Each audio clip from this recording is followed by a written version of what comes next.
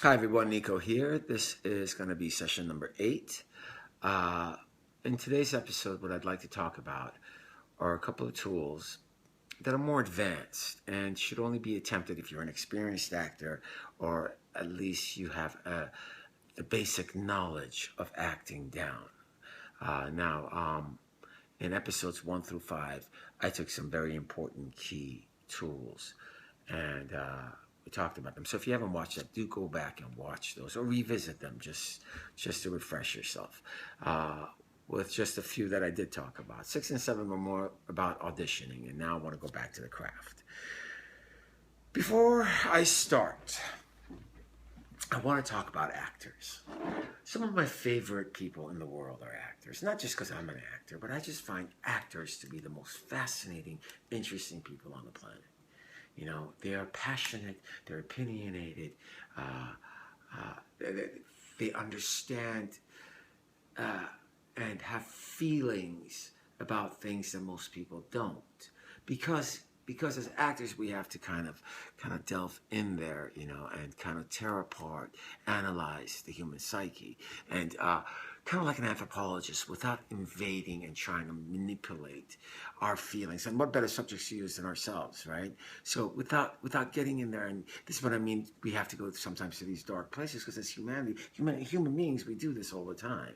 You know, even if there's something very dark about me, if I want to see somebody fail, I don't want them to win. Even if it's my best friend, you know, because it makes me feel like, well, what does he have that I don't have? Whatever it may be, I can't judge it. I just have to kind of, like a third eye, like living on a level of consciousness that most people kind of zip through and kind of don't want to deal with. They don't want any friction. So, but as actors, we have that. We need that friction.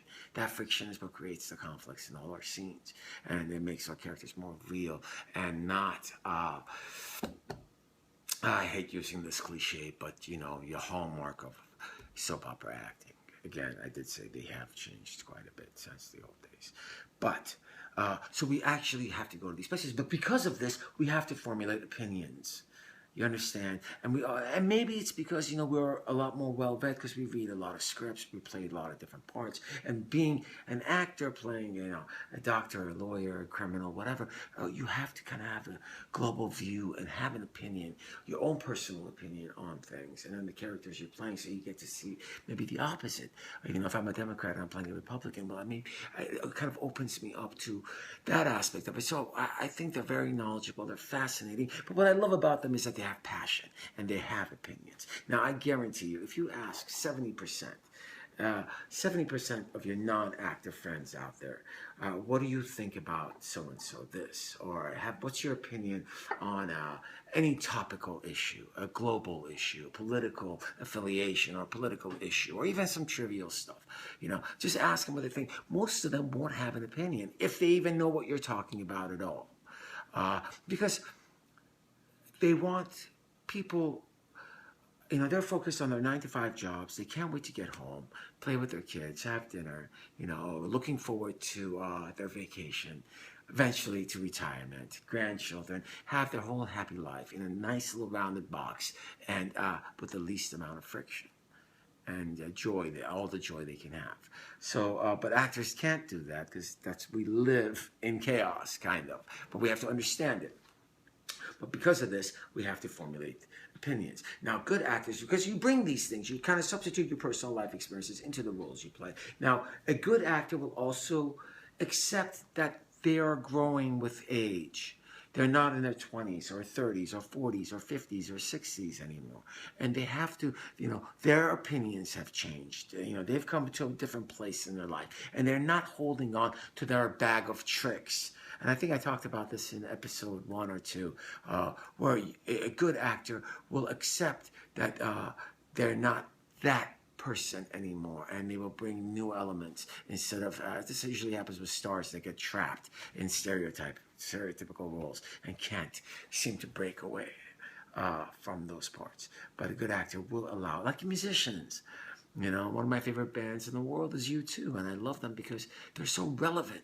You know, even though they've been around for 40 years, every decade their music changes. They change with the times. They're not holding on to one, you know, type You know, they're changing. They're constantly changing. They're, you know, trying to, which is really, really admirable. And actors, good actors, have this quality about them. Why am I talking about all this? Well, it has to do with polar opposites. So what do I mean by polar opposites? In every single scene that you play, be it, you know, whatever your objective in the scene is, what are you fighting for in the scene, and the emotional connection to the character that you're substituting in the character's relationship, all that stuff, whatever that is, the polar opposite of all of that should be in the scene as well. Meaning, okay, a very simple example would be love and hate. Not a simple example, but something that everyone can relate with. They say like love and hate are the two faces of the same coin, or a fine line between love and hate. Well, what does that mean? It means that if I love you, I am so in love with you, I also have this resentment for you because I am so enslaved to you, if that makes any sense. I'm so infatuated, or I'm so goo goo gaga, or I'm doing things that I normally wouldn't do, or I'm changing my own ways because of the power you have over me. And that power you have over me makes me resent and hate you because I need you so much. Does that make sense? If I love you so much, there is that resentment and hate for you because I love you so much. See, you have to kind of go there. You gotta accept it and not try to make it PC again. Same thing with hate. Have you ever hated someone so much? So much. Like, go back to high school. You would tear the fucker's head off, right? Well, if you stop and think about it for a moment, for you to have, you know, to give that much energy to someone you don't like, you know what I'm saying? There's got to be some kind of a connection, emotional connection to that person. Maybe there's something in that person that's lacking in you and you're envious of that person. Or maybe there are qualities of yourself that you hate about yourself. You're seeing that person. Or maybe you are in love with that person. Or there's this love thing about it and you kind of want the other person to like you. Be it boy, be it girl. It doesn't matter. It's not a sexual thing. You ever have one of those things where, you know, your mortal enemy becomes your best man? After years, after one thing clicks and you guys realize how much commonality you have with one another, it goes back to the whole relationship. If you're fighting, you know, we talked about this before, if you're in a breakup and you're screaming and shouting and yelling and this and that, well, that's a good thing, right? Because if I wasn't doing all that, then I was genuinely over you. Because these are masked emotions. Does that make sense? These are not real emotions. Anger is a masked emotion. To a core emotion is what is at the basis of it. The fear of abandonment, the love, the loss of love. You know, you hurt me. You know, I expected this of you and you didn't, so I'm lashing out. For example, you had your anniversary at a fancy restaurant, right? You're eating dinner and you're reading your menu. All of a sudden, this handsome waiter or a beautiful waitress walks in and is doing the specials. You look up, and for one split hair of a second, their eyes connect. The waiter and your date's eyes connect. And there's this spark. Second, and gone. And there's this, what the fuck just happened? Now, maybe I won't say it out loud, but all of a sudden I'm, what? Jealous.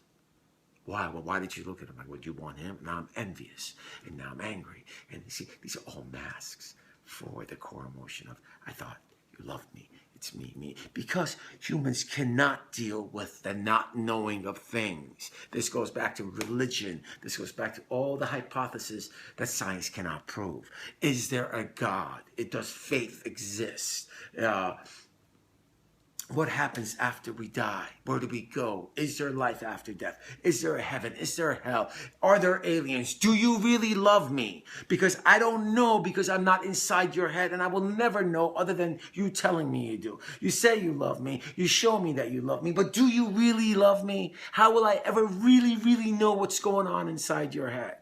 So when these moments, this look comes on, you see, now I got the quirk of that look. What just happened? And the more opposites you play, in whatever your situation is, bring in the polar opposite into the scene. Now, you don't play, you just have the essence of that. You're playing your positive objective. You never play a negative objective, but don't be a moron. You know it exists, right? So now you have these nuances in the scene. And the more you have of these opposites in your scenes, the more interesting you are to watch. You know, your characters are flushed out now. They're not monotonous. They're not boring. You're not bringing a performance because you're in the moment. And these doubts come into your mind. These masking emotions will come into your mind. And again, these nuances are what makes, you know, it fascinating to watch. You know, the more opposites you have, the more conflict it creates. The more conflict you have, there's more drama. The more drama you have, the more fun it is to watch. And so I always try to figure out, you know, I first have to figure out, you know, what the relationship, all that is, and what am I playing in the scene. And then I go to the polar exact opposite of what it is I'm going after and try to bring that essence into the scene as well. You know, because that brings a danger in the scene. What if that doesn't happen and the opposite happens in the scene, even though I'm fighting for the other thing? And so masking core emotions. Remember, core is a genuine emotion that you have: fear of abandonment, loss of love, to love something. And masking is anything that's not, you know, a lot of people thought anger was it. I think I just said this. Anger is not a core emotion. It's not an emotional range at all. It's a masking emotion because it's hiding what's going on actually inside. I'm mad at you because you hurt me, because I loved you, but I need you to prove yourself. I need you to validate me. I need you betrayed me. And that's why I'm lashing out the way I am. Okay, I hope this made sense. So find as much opposites as you can in your scenes and understand what a masking core is. Know the core emotions, and then don't be afraid to play the mask, because that's humans. We do it all the time. It kind of goes hand in hand with subtext. Subtext is kind of the mask. You know, you're saying one thing, but there's something underneath it. So you got to know what is that emotion that you're playing. And you never really play an emotion. You play an objective, and the emotions come out.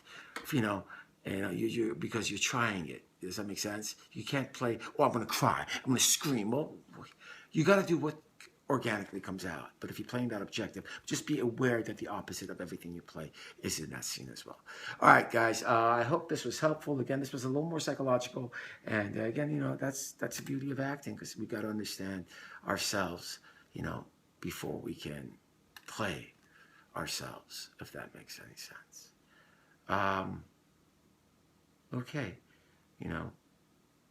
All right. Have a wonderful day, and I hope this helped. Comment, and I'll respond. Talk to you soon.